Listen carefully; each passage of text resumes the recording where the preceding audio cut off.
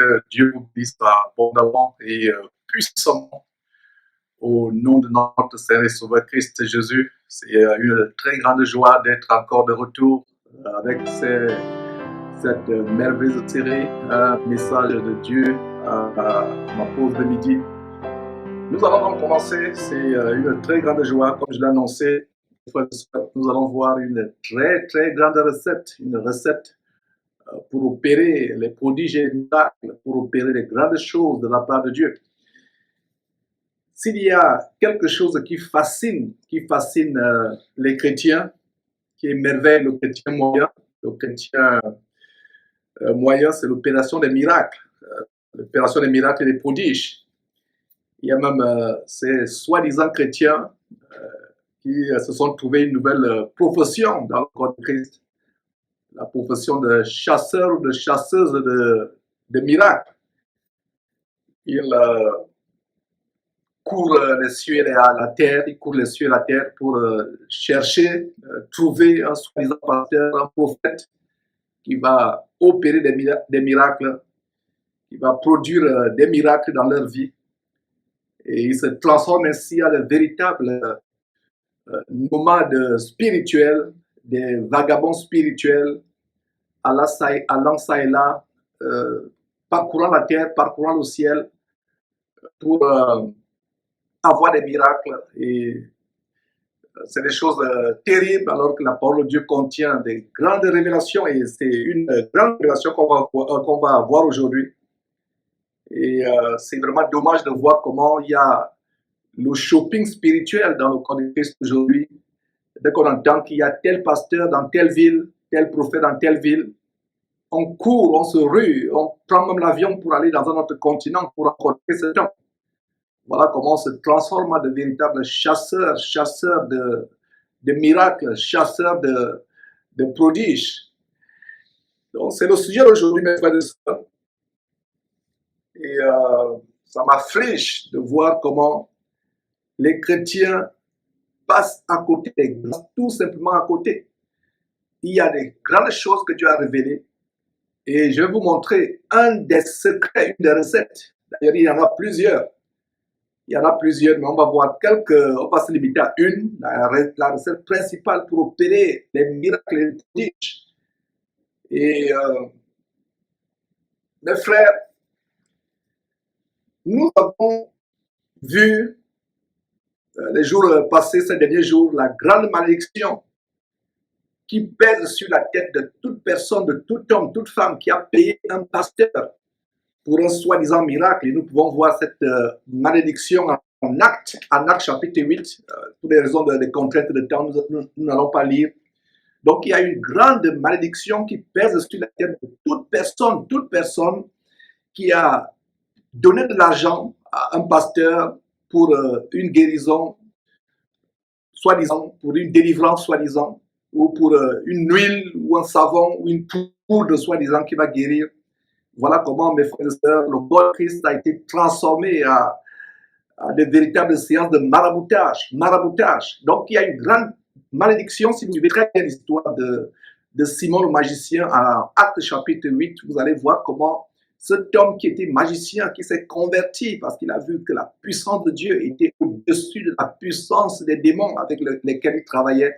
Alors, il a été converti, il a été touché, mais son cœur n'était pas encore totalement circoncis. Il y avait encore un attachement à la gloire du monde, à l'amour du monde, à l'amour de l'argent. C'est ainsi que quand Pierre et Jean se sont rendus à Samarie, dans cette ville où ce sorcier nouvellement converti émerveillait les gens à toute magie qu'on attribuait d'ailleurs à Dieu. Il a vu comment, de manière aisée, de manière facile, inspirée par le Saint-Esprit, Pierre et Jean opéraient de grands miracles. Alors il leur a offert de l'argent. Et qu'est-ce que Pierre lui a dit? Que ton argent périsse avec toi, que ton argent meure avec toi. Alors nous comprenons par cela qu'il y a une malédiction de mort qui pèse sur la tête de toute personne qui a donné de l'argent à un pasteur, à un soi-disant prophète, à un soi-disant homme de Dieu. D'ailleurs, la nouvelle expression derrière Jésus-Christ TV, c'est homme de Satan. Et si un homme soi-disant de Dieu, mais en réalité un homme de Satan, vous demande de l'argent pour qu'il prie pour vous, pour qu'il vous délivre, partez de là en courant, fuyez, c'est un bandit, c'est un commerçant, c'est un sorcier. Fuyez, fuyez, fuyez. Et pourtant, mes frères et sœurs, pourtant, Jésus nous a donné une recette très simple pour opérer les miracles. Cette recette, c'est 3 lettres, F-O-I, la foi, la foi, la foi, la foi au nom de Jésus-Christ. Donc, voyons ce que le Seigneur Jésus dit en Matthieu chapitre, pas Matthieu, Marc chapitre 16. Ce que le Seigneur Jésus dit à la fin du livre de Marc, l'évangile de Marc, qui est sur le point de s'élever au ciel, et voyons ce que le Seigneur Jésus dit. Il dit ceci, Marc chapitre 16, à partir du verset 17. Voici les miracles qui accompagneront ceux qui auront cru. Voici les miracles. Miracles, mon frère, ma soeur, tu veux les miracles? Voilà la recette. Voici les miracles qui accompagneront ceux qui auront cru. En mon nom, ils chasseront les démons. Ils parleront de nouvelles langues. Ils saisiront des serpents. S'ils boivent quelques breuvages mortels, il ne fera point de mal. Ils imposeront les mains aux malades et les malades seront guéris. Donc, toi-même qui as une nouvelle profession de chasseur de miracles, toi-même par la foi en Christ Jésus, ma soeur, mon frère, toi-même, tu peux opérer l'infinie grandeur de la puissance dans le nom de Jésus-Christ si tu fais une chose, si tu crois tout simplement, sans douter. Et il y a aussi une chose, une mise en garde, que celui qui prononce le nom de Jésus-Christ s'abstient du péché, s'abstient de l'iniquité. Il faut vivre une vie sanctifiée, une vie pure. Beaucoup de gens cherchent les miracles, cherchent les prodiges, cherchent les délivrances, cherchent les guérisons, mais ne cherchent pas d'abord la sanctification sans laquelle personne ne verra le Seigneur. En Luc chapitre 10, quand le Seigneur avait envoyé les disciples 2 par 2 pour prêcher dans les villes et les villages, ils sont revenus étant remplis de joie, contents, en disant, Seigneur Jésus, même les démons nous sont soumis. Ils ont vu l'infinie grandeur de la puissance de Dieu. Les démons étaient soumis. Mais qu'est-ce que le Seigneur Jésus leur a dit? Ne vous réjouissez pas que les démons vous sont soumis. Réjouissez-vous au contraire de ce que vos noms sont inscrits dans le royaume de Dieu. Et vos noms ne seront pas inscrits dans le royaume de Dieu si vous ne vivez pas une vie de piété, de crainte de Dieu, de sanctification, de haine du péché. Alors, voilà, mes frères et sœurs, la grande recette que nous voyons ici. Peut-être vous avez lu et relu ce passage à plusieurs reprises sans toutefois le comprendre, mais c'est une révélation au nom de Jésus. Au nom de Jésus, on fait miracle. Le nom de Jésus devant lequel tout genou fléchit, on a vu cela hier d'ailleurs en Philippiens chapitre 2. Dieu a donné à Jésus un nom tellement grand au point où, devant le nom de Jésus-Christ, tout genou fléchit, tant au ciel, sur la terre et plus bas que la terre, et toute langue confesse que Jésus est Seigneur. Nous avons la procuration céleste. Qu'est-ce que j'entends par procuration céleste? Le droit légal d'utiliser le nom de Jésus-Christ. À supposer que moi, votre frère Georges, étant ici aux États-Unis à Houston, je veux faire du commerce, par exemple, à Abidjan, et je ne peux pas être sur place pour des formalités administratives, avoir le registre de commerce, etc. Je ne peux pas être sur place. Alors, je vais avoir quelqu'un qui un mandataire, quelqu'un qui me représente.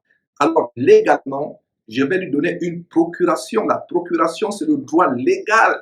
Cet homme devant la justice, devant l'administration en Côte d'Ivoire, me représente valablement. C'est comme si c'était moi. Il peut aller ouvrir un compte en banque, il peut aller voir un avocat, il peut signer des documents administratifs, des documents légaux. C'est comme si c'était moi. Voilà la procuration sur le plan juridique, sur le plan étatique, sur le plan des gouvernements. Si la procuration sur le plan, mes frères et sœurs, des gouvernements a un tel pouvoir, qu'en est-il de la procuration céleste? Le Seigneur Jésus a dit, voici les miracles qui accompagneront ceux qui auront cru en mon nom. Nous sommes les représentants du Christ absent physiquement sur terre. Le Christ est spirituellement avec nous tous les jours, comme il a promis d'ailleurs en Matthieu chapitre 28, il a promis qu'il sera avec nous tous les jours. Il est avec nous tous les jours. Donc mon frère, quand tu te lèves la nuit pour regarder ces films pornographiques à la télévision, pensant que tes parents ne te voient pas ou ton conjoint ou ta conjointe ne te voit pas, le Seigneur Jésus, lui, te voit. Il te voit. Il a dit qu'il sera avec nous tous les jours. Donc, quand tu es en train de commettre le péché, pensant que tu es dans le secret, que personne ne te voit, lui te voit. Il a dit qu'il sera avec nous tous les jours. Alors, le Seigneur Jésus-Christ étant avec nous tous les jours, qu'est-ce qui se passe? Qu'est-ce qui se passe? Nous sommes ses représentants, tout chrétien, la capacité d'opérer des miracles. Et il y a des gens qui disent, vous de Jésus-Christ, vous ne croyez pas aux miracles. S'ils pouvaient savoir, un chrétien qui ne croit pas au miracle ne doit même plus être appelé chrétien. C'est que nous ne faisons pas les miracles publicitaires. Le miracle se passe en secret pour que la gloire ne soit pas donnée à un homme, mais que la gloire soit donnée à Dieu. Alors, le Seigneur Jésus-Christ nous a donné une procuration, le droit légal, céleste, légal céleste, d'utiliser son nom, afin qu'au nom de Jésus-Christ, tout genou fléchisse tant au ciel, sur la terre et plus bas que la terre. Nous avons ce pouvoir. Alors, mon frère, ma soeur, utilises-tu ce pouvoir suffisamment? Quelle est la dernière fois où tu as, avec foi, pris autorité sur les démons au nom de Jésus-Christ qui t'embête la nuit? Quelle est la dernière fois où tu as pris autorité sur un mal qui t'embête? Souvenez-vous comment le Seigneur Jésus a chassé la fièvre, il a menacé la fièvre qui avait envahi le corps de la belle-mère de Pierre. Il a menacé la fièvre. Quelle est la dernière fois où, devant une douleur subie dans ton corps, dans ta tête, dans ton dos, dans ton bas-ventre, ma soeur, quelle est la dernière fois où tu as pris autorité au nom de Jésus, toi, douleur? Je te réduis au silence. Donc nous avons la capacité, mes frères et sœurs, d'utiliser le nom de Jésus. Le nom de Jésus. Rappelez-vous que le manque de foi est un grand péché devant Dieu. Tu ne peux rien faire dans ma vie, tu ne peux pas me guérir, tu ne peux pas me délivrer. Manquer de foi, c'est un grand péché d'ailleurs, ce n'est pas votre frère Georges qui le dit. Vous avez ce grand verset en Hébreux chapitre 11, le chapitre que j'intitule le chapitre de la foi, qui dit sans la foi, il est absolument impossible d'être agréable à Dieu. Vous pouvez être l'homme le plus pieux du monde. Vous ne faites plus de sexe avant mariage ou hors mariage. Vous ne mentez plus, vous ne volez plus. Vous avez la crainte de Dieu, vous craignez Dieu. Mais si vous doutez dès qu'il y a une situation, un petit bobo, un petit mal de tête, une petite situation, une mauvaise nouvelle qui vient, vous commencez à douter, à paniquer, à trembler, à perdre votre confiance, vous êtes désagréable à Dieu. Combien de chrétiens sont conscients que le manque de foi est un grand péché devant Dieu? Et comment se manifeste le manque de foi? Le manque de foi se manifeste par le doute, la peur, l'inquiétude, les anxiétés, les murmures, les craintes. On met la puissance de Dieu en doute. Nous avons la capacité légale d'utiliser le nom de Jésus-Christ. Et c'est un grand message aujourd'hui. La recette pour opérer les miracles, ce n'est plus d'aller voir les pasteurs, ce n'est plus d'aller payer les dîmes ou tisser des alliances avec ces faux pasteurs ou envoyer des enveloppes de sacrifice d'argent. Ce qui n'existe pas, quelle aberration, mes frères et sœurs. Regardez encore ce verset. Alors, on lit ce verset, mes frères et sœurs, une dernière fois avant qu'on évolue. Marc chapitre 16. Marc chapitre 16 au verset 16 à 17. Lisons tout simplement le verset 16. Voici les miracles qui accompagneront ceux qui auront cru. En mon nom. Hier, on a vu dans notre section de la pause de midi hier, la puissance, le nom le plus puissant de toute la terre, c'est le nom de Jésus-Christ. Le nom de Jésus, c'est une bombe. Le nom de Jésus, c'est la procuration de Jésus. Les forteresses de la sorcellerie tremblent. Mon frère, pourquoi vivre dans la peur? Pourquoi être emporté par la crainte, la frayeur des sorciers, la crainte des démons? Pourquoi ne crois-tu pas que le nom de Jésus-Christ, c'est plus que la bombe atomique, 1 milliard de fois, 1 milliard de fois plus impactant, plus terrifiant dans le domaine spirituel qu'une bombe atomique? Le nom de Jésus fait peur. Donc, voici les miracles qui accompagneront, pas ceux qui vont dîmer. Parce qu'on vous dit maintenant, pour être béni, pour dîmer, pour faire des miracles, pour voir comment Dieu va te guérir, il faut dîmer, il faut payer les dîmes. Non, il n'y a aucun verset qui dit dans la Bible que vous allez opérer les miracles après avoir dîmé. Il n'y a aucun verset qui dit que vous allez donner des enveloppes d'argent, c'est des alliances financières avec ces hommes de Satan avant d'être guéri, d'être délivré. Si vous me mettez devant vous, je vous assure, je vais remporter ce défi. Ne mangez pas la préparation. Si vous amenez un verset biblique qui dit qu'il faut des alliances financières avec des faux pasteurs, il faut dîmer, apporter les dîmes, tout ça, c'est de la foutaise. Le Seigneur Jésus-Christ, par son sang sur la croix, a payé le prix fort, le seul prix et le plus grand prix. Il n'y a plus d'autre prix à payer. Il n'y a plus d'autre prix.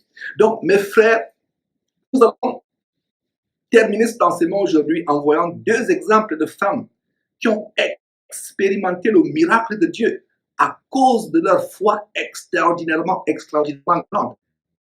Une se trouve dans l'Ancien Testament, l'autre se trouve dans le Nouveau Testament. Et pourquoi je me limite aux femmes aujourd'hui? Et les frères, ne dites pas que je fais de la discrimination, j'aurais dû aussi prendre l'exemple d'un homme. La Bible regorge des exemples des hommes et des femmes qui ont manifesté l'infinie grandeur, la puissance de Dieu à cause de la foi. Dans le chapitre de la foi, Hébreux chapitre 11, pour voir ces choses. Mais je vais me limiter à deux exemples de femmes. Pourquoi les femmes? Parce que généralement, les femmes sont les plus vulnérables. Ce sont les personnes les plus séduites par ces hommes de Satan, par ces faux pasteurs. Les femmes sont les plus vulnérables, les plus naïves, les plus séduites. Et c'est pour cela que vous allez voir, vous sœurs qui me suivez, il y a l'exemple de deux femmes à suivre. Une est dans l'Ancien Testament, l'autre est dans le Nouveau Testament. Et d'ailleurs, il y a un verset qui montre comment déjà au temps de Paul, il n'y a rien de nouveau sous le soleil. Vous voyez, dans ces nuits de réveil, nuits d'impactation, de tempêtes, de miracles, où les gens vont, courent, aller même payer, faire des choses. Ce sont les femmes qui tombent, ce sont les femmes qui sont devant, ce sont les femmes qui rampent comme des serpents, qui aboient comme des ourang-outans. Généralement, ce sont les femmes, il y a quelques hommes, mais en majorité, ce sont les femmes. Et ça ne se passe pas seulement aujourd'hui. Même au temps de l'apôtre Paul, cela se passe déjà. Et on peut lire d'ailleurs très rapidement en 2 Timothée, deuxième épître de Paul à Timothée, deuxième épître de Paul à Timothée, au verset 3. Qu'est-ce qu'on peut lire? Deuxième épître de Paul à Timothée, au verset 3. 2 Timothée, verset 3. 1 Timothée, chapitre 3, pardon. Non, je dis 2 Timothée, excusez-moi de vous envoyer 6 à 7 qui dit, il en est parmi eux qui s'introduisent dans les maisons. Si vous lisez les prophéties sur les hommes à la fin des temps qui sont amoureux de l'argent, fanfarons, hautains, blasphémateurs, rebelles à leurs parents, ingrats, irreligieux, égoïstes, ils aiment l'argent. En fait, voilà les caractéristiques des faux pasteurs, des hommes de Satan. Voilà, qui sont enflés d'orgueil, fanfarons, aimant le plaisir plus que Dieu, verset 7, ayant l'apparence de la piété. Quand vous les voyez, vous pensez que c'est un ange alors que c'est un loup dévoreur, mais reniant ce qui en fait la force. Éloigne-toi de ces hommes-là. C'était là le verset 5. Maintenant, le verset 6, il en est parmi eux qui s'introduisent dans les maisons et qui captivent les femmes d'un esprit faible et borné, chargé de péché, agité par les passions de toute espèce, apprenant toujours et ne pouvant jamais arriver à la connaissance de la vérité. Voilà, les femmes bornées, naïves. Après, elles suivent les enseignements. Elle est sur Jésus-Christ TV et vous allez suivre qu'elle, plus tard, elle va manger les vomissures sur Casarema ou sur enseigne-moi.com ou je ne sais pas quoi. Elles apprennent toujours, mais elles manquent de foi. Elles n'apprennent pas ce qu'elles apprennent. Ma sœur, je ne pense pas que tu dois être ainsi. Ma prière pour toi et mon espoir pour toi, c'est qu'à partir d'aujourd'hui, tu te lèves au standard au point où tu n'es pas une auditrice oublieuse. Tu ne te fies pas seulement à ce qu'on t'enseigne. Mangeant ici, mangeant là, mangeant. La Bible parle des chiens. Prenez garde aux chiens, qui est la propriété des chiens. Allez de poubelle en poubelle, mangeant, vomissant, mangeant, vomissant, mangeant, vomissant. Tu dois aller à la parole de Dieu pour l'appliquer, pour la vivre dans ta vie, homme ou femme. Et surtout, cessez de vous faire embobiner par ces faux hommes de Dieu qui couchent avec certains d'entre vous, qui vous font des choses terribles. Pour que vous ayez un enfant, il faut moi j'ouvre la voie. C'est ce qu'ils disent. Ils vous disent, venez, je vais ouvrir la voie, allez avec vous sexuellement, pour que vous soyez la stérilité, la porte de la stérilité soit ouverte, je vais l'ouvrir. Quelle abomination, quelle chose terrible. C'est avec beaucoup de peine que nous dénonçons ces choses. Alors, regardez ces deux exemples, examinons-les attentivement. On a le premier cas en 2 Rois chapitre 4. Lisez vous-même cette histoire par la suite. Après cette exhortation d'aujourd'hui, vous pouvez tranquillement relire vous-même 2 Rois, tranquillement, chapitre 4. Très belle histoire de cette femme qui a eu une foi vraiment terrible, l'histoire de la femme de la Sunamite. En fait, c'est autant du ministère, du très grand ministère de puissance et du merveilleux homme de Dieu Élisée qui avait serviteur Géasi. Donc, il passait par la ville où habitait cette femme. La ville était Sunem, c'est une femme sunamite, habitante de Sunem. Donc, il y avait cette femme de distinction. La Bible dit que c'était une femme de distinction. Je suis au verset 8, 2 Rois chapitre 4, verset 8, une femme de distinction qui craignait Dieu, qui était pieuse, soumise à son mari, une femme vraiment vertueuse, comme on n'en trouve plus aujourd'hui, comme on en trouve rarement, même dans le corps de Christ. Et c'est à ce standard de femme que les sœurs en Christ doivent s'élever. Donc, une femme merveilleuse, de distinction. Et toutes les fois que Élisée passait là-bas, il se rendait chez elle pour manger. Cela montre encore comment cette femme était une femme vertueuse, prenant soin de l'homme de Dieu. Alors, si vous lisez vous-même par la suite, et je vous conseille de lire, cet homme va dire à son mari, bâtissons une petite chambre à ces hommes, afin que quand ils viennent, à Élisée et Géasi, son serviteur, afin que quand ils viennent, ils se limitent pas seulement à dormir, à manger, pardon, ils se limitent pas seulement à manger, mais ils dorment aussi. Et donc, ça s'est passé. Ils ont construit une chambre haute à Élisée et Géasi. Et quelques temps après, voici ce qui s'est passé. Élisée s'est rendu compte que cette femme n'avait pas d'enfant et que le mari était vieux. Alors, Élisée lui a promis qu'elle devait enfanter. La femme a d'ailleurs souri. Ce n'est pas qu'elle a douté, elle a dit, mais c'est très beau pour être vrai, prophète Élisée, homme de Dieu véritable. Mon mari est vieux et ce que tu dis, c'est très beau pour être vrai. Bref, plus tard, ça s'est passé comme Dieu avait promis. Elle est devenue enceinte et elle a rendu grâce à Dieu. Et qu'est-ce qui se passe par la suite? L'enfant qui avait grandi, un jour, elle est allée vers sa mère, elle a dit à la maman, maman, j'ai mal à la tête, ma tête. Et la maman portait l'enfant sur ses genoux et quelques temps après seulement, l'enfant est mort. L'enfant est mort. La maman n'a pas paniqué. Aujourd'hui, la maman, beaucoup de femmes africaines surtout, se sera enroulées sur le sol. Je ne dis pas de femmes chrétiennes, se sera enroulées sur le sol, alerter le quartier, crier, oublier même leur foi et au point d'exposer la nudité parce que l'enfant est mort, se roulant par terre. Mais qu'est-ce que cette femme fait? Elle prend l'enfant mort, elle entre dans la chambre haute de l'homme de Dieu, la chambre haute qu'ils avaient construite pour l'homme de Dieu. Et la loi, à l'époque, interdisait aux femmes d'entrer dans les chambres des hommes de Dieu. Une femme était interdite d'entrer, mais par la foi, elle entre dans la chambre, elle pose l'enfant, et elle va vers son mari. Son mari était un entrepreneur, il avait des ouvriers, une entreprise, il avait des plantations, des champs. Elle va vers le mari, elle dit, apprends-moi des ânes, je vais aller vers l'homme de Dieu. Son mari lui dit, mais ce n'est pas une nouvelle lune, ce n'est pas une nouvelle lune, ce n'est pas le sabbat. Pourquoi tu vas vers l'homme de Dieu? La femme a dit à son mari, tout va bien, tout va bien. Est-ce qu'elle avait menti? Non, elle n'a pas menti. L'enfant était mort. Imaginez-vous une femme qui a un enfant qui vient de mourir. Toi, ma soeur, est-ce que tu écoutes très bien cette histoire? L'enfant que tu as eu après des années de stérilité, ton mari étant vieux, tu désespérais avoir un enfant. Le miracle de Dieu se produit. Tu as cet enfant et subitement l'enfant meurt. Et tu dis à ton mari, ne t'inquiète pas, tout va bien. Cette femme est une femme vertueuse. Voilà une autre preuve que c'était réellement une femme de distinction, comme la Bible l'a décrit ici. Elle ne voulait pas perturber son mari. Elle savait que son mari n'avait pas la même foi qu'elle. Et si vous lisez l'histoire plus tard, l'enfant sera ressuscité. Voilà un merveilleux exemple. D'ailleurs, Élisée avait envoyé Géasi le dévancer vers la femme parce que la femme avait envoyé, est allée se rendre vers la femme s'est rendue vers Élisée. Et alors, c'est Géasi qui a vu la femme de loin. Enfin, ils ont vu la femme de loin. C'est Géasi qui s'est avancé vers la femme. Pourquoi tu viens ici? Est-ce que tout va bien? La femme a dit à Géasi, tout va bien. Donc, elle a dit à son mari que tout allait bien. Et à Géasi, elle a dit que tout allait bien. Voilà un exemple, mes frères et sœurs, à suivre la foi. Et vous voyez, en lisant ce chapitre, vous voyez comment la puissance de Dieu s'est manifestée avec impact. Et terminons avec Marc chapitre 5. Là, maintenant, c'est dans le Nouveau Testament. Une femme qui était malade, qui avait une perte de sang pendant 12 ans.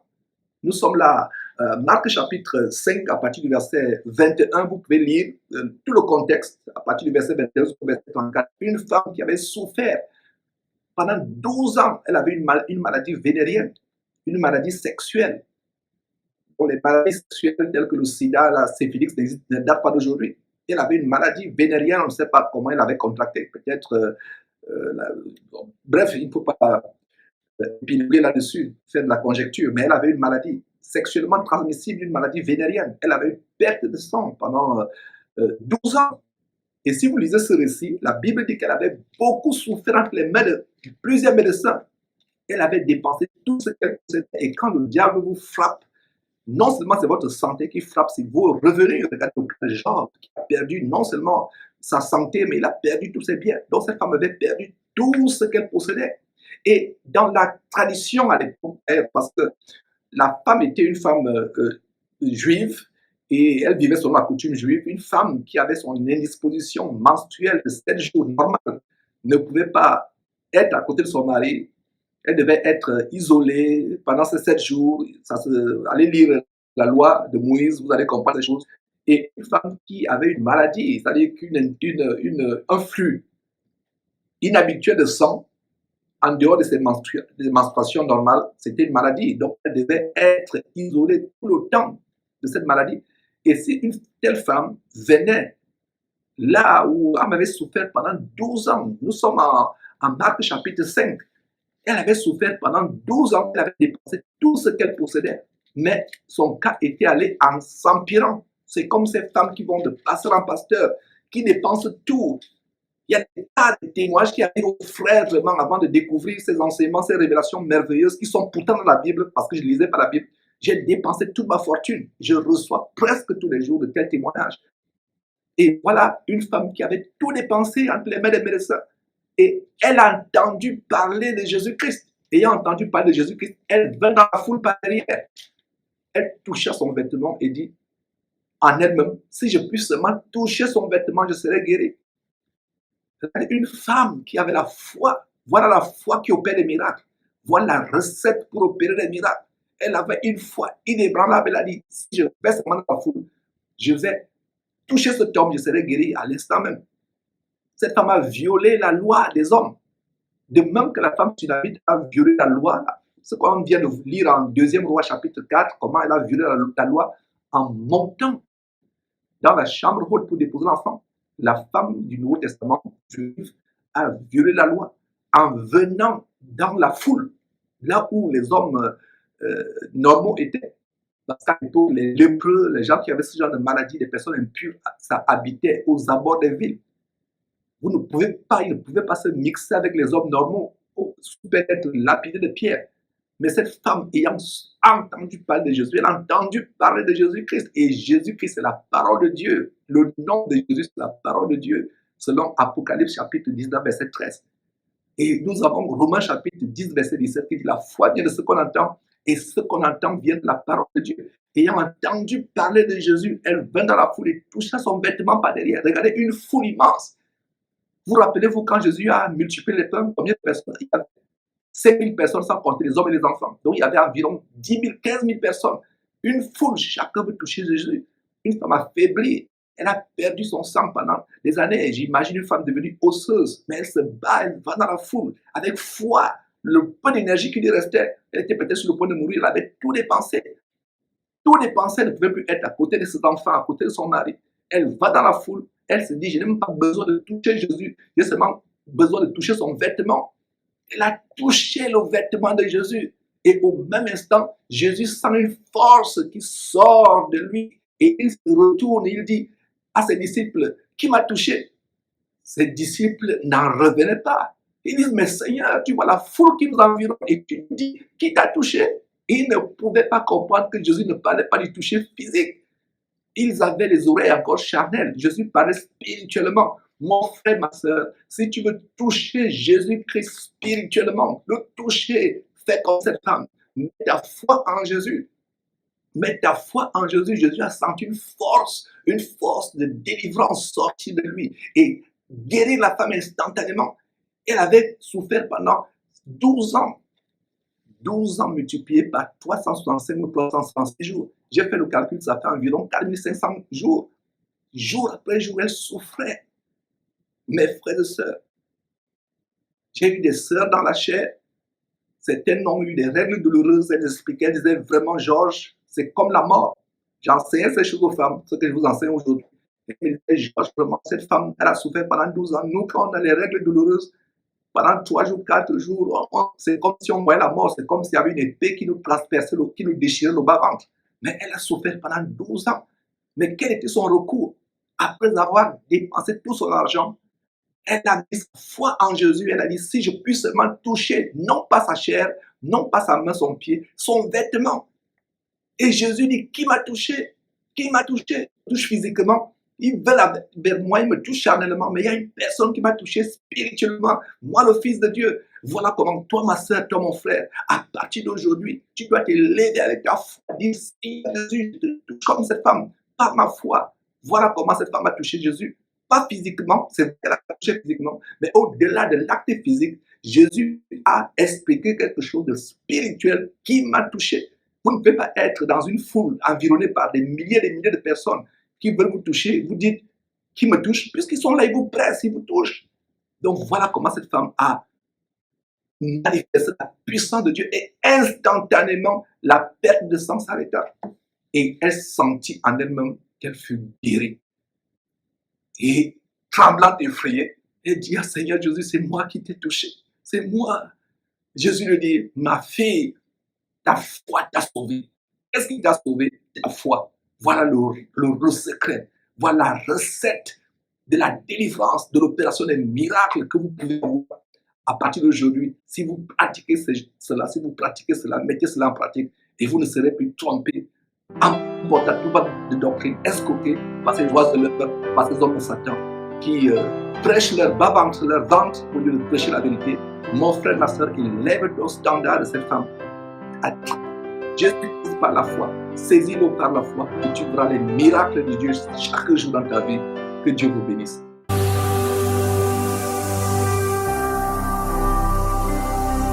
Jésus-Christ TV, vous connaîtrez la vérité et la vérité vous affranchira.